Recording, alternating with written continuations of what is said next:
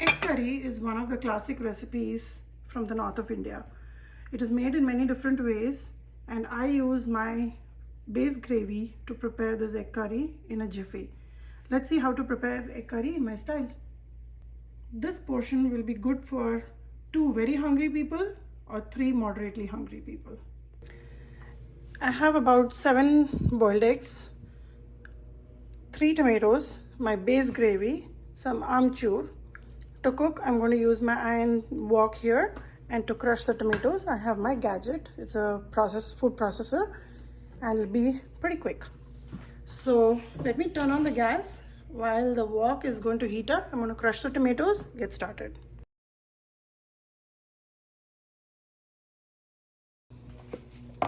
I have cut about 2 cloves of garlic, and I took 1 Thai chili, and I have them chopped. Now to the eggs, I'm just going to make a couple of cuts, random cuts here and there, so the gravy can well absorb inside the eggs.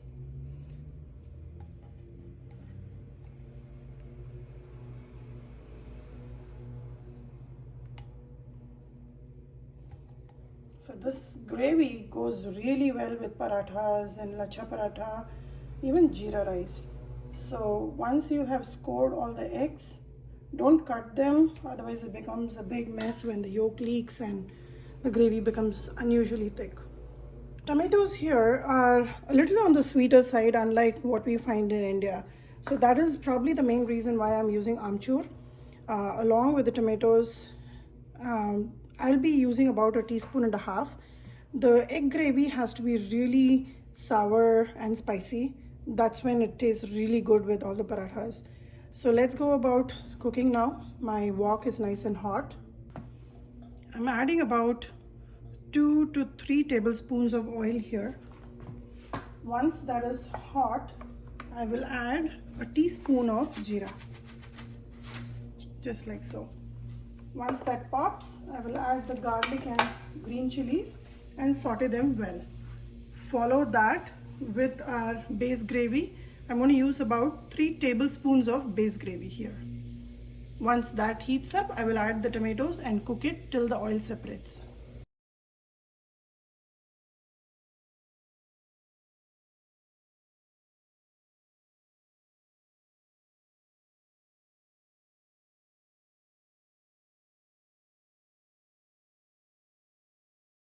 You can see that the oil is separating really well. The tomatoes have cooked really nicely. I will add about a tablespoonful of Kasoori Methi here. Mix it really well. It's come to a nice semi-gravy consistency, which is what we want. Now here, I'm going to add the eggs. So the eggs can start absorbing all the gravy. And along with this, I'm also going to add about half a cup of water. I've just rinsed out the tomato puree jar and let this come to a rolling boil and stay in the rolling boil for about 3 minutes. Put it on the clock and this gravy should be ready to serve. Let me cover this.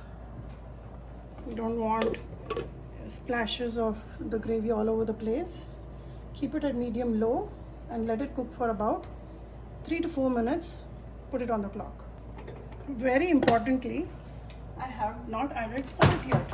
So let's go ahead and add about 2 teaspoons of salt, because eggs will also absorb all the salt in here. So let's mix it one more time.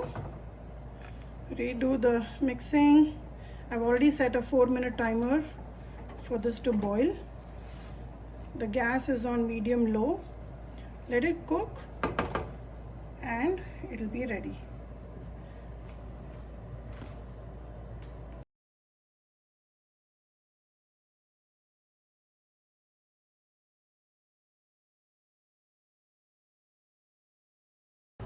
I've cooked the egg curry for about 4 minutes before, then I added another 3 minutes.